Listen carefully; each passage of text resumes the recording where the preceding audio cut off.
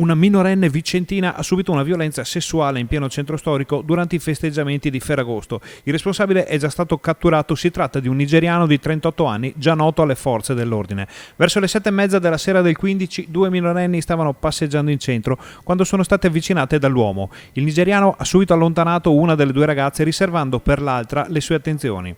Le ha detto che doveva diventare sua moglie e ha cominciato ad accarezzarle la schiena. Poi le sue mani sono scese e ha iniziato a toccarle in altre parti del corpo in modo molto pesante. La giovanissima si è irrigidita e solo l'intervento della sua amica, che l'ha trascinata via di peso, ha sbloccato una situazione che si stava facendo davvero insostenibile. Le ragazze sono scappate verso Piazza dei Signori, dove era in corso la festa serale di Ferragosto, e qui hanno chiamato le forze dell'ordine. Sul posto sono accorsi gli agenti delle volanti della questura vicentina, che hanno trovato il molestatore intento a ballare come se niente fosse. Il 38enne è stato portato in questura e denunciato per violenza sessuale aggravata, ma dovrà rispondere anche di resistenza a pubblico ufficiale per il suo atteggiamento durante lo svolgimento delle pratiche di rito.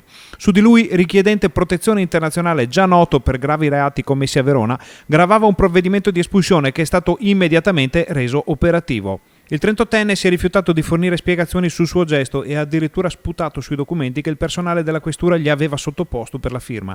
Pare inoltre che l'uomo abbia molestato anche un'altra donna durante la serata, ma su questo dettaglio gli inquirenti non hanno ancora ottenuto conferme.